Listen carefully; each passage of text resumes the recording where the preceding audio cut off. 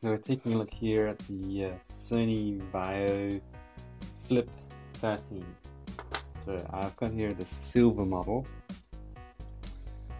You can just see it flips straight into place. Now I've been using this computer since about November 2013. So it's been my daily driver, and I just want to give you some thoughts on how it is. In terms of battery life, it's actually pretty good. It has a pretty good battery life. I've found that it tends to last around about 4 or 5 hours, depending on the brightness and what you're actually doing with it. It's pretty quiet. I mean, at the moment, you can't really even hear it. But it does have these options.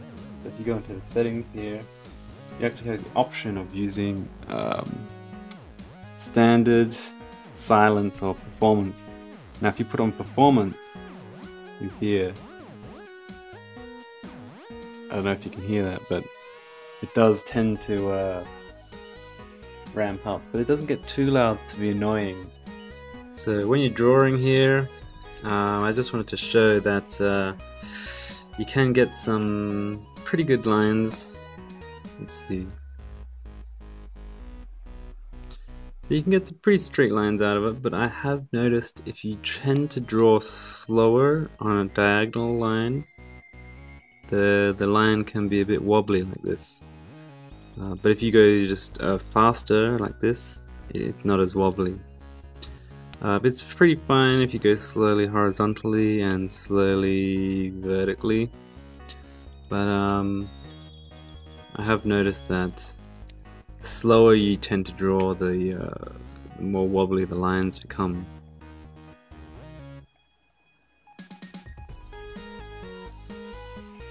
But in general, I'd say it's a pretty good drawing experience. It tends to be the slower that you go, the more wobbly it becomes.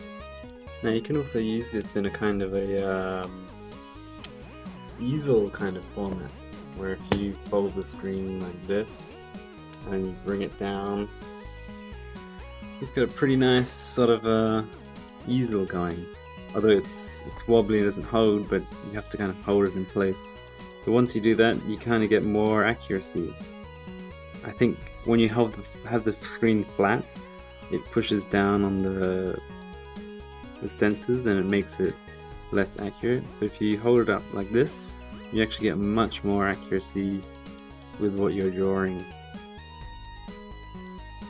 So just like that, you've got more accuracy, less wobbly lines. Some people say, there's a lot of flex in the keyboard, which there is a little bit, but I think they actually designed it like that so that it's more flexible and more resistant to actually snapping and being brittle. But the only thing that, like I said before, that I would want to change is you have the function and then the home and end. So there is no home and end dedicated keys, which for me is a little bit annoying, but you tend to get used to it. So from the main screen, you can actually launch the camera by pulling down. So at the moment it's using the rear camera. We change the camera. So now I'm using the front facing camera. The front facing camera definitely has a bit of a color problem and exposure, I guess. I change that. It's much bluer than it should be, and also the brightness and the graininess is probably more than it should be as well. Let's see the back camera here. So you can see the camera quality on the back, actually pretty good, not too bad. With the SSD and all that, you get a really pretty fast loading experience in general. And I mean, it plays through these files using ASIO for all. So you can see the CPU usage is actually not that high.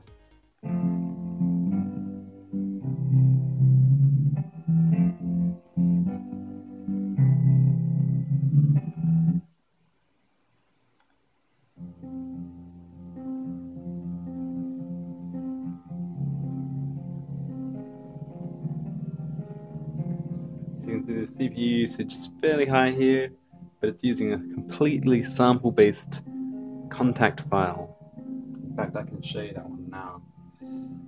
This is a fully sampled piano, and it's only using 30% of the actual CPU, so it's actually pretty good.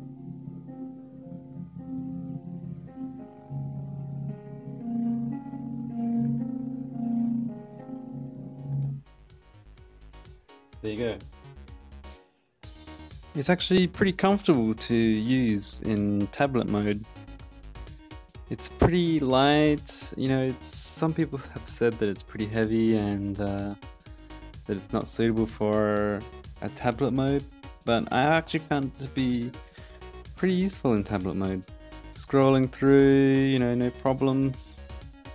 The interface with Chrome can be a little bit small at times, but it's actually pretty good. I will say that it does get warm, but not extremely warm. So it gets warm, noticeably warm, but I don't think it's anything to worry about, because even phones get hot these days. Then there's the keyboard. When you're using it in tablet mode, the on-screen keyboard is actually pretty comfortable. So let me give you a demo of the on-screen keyboard here.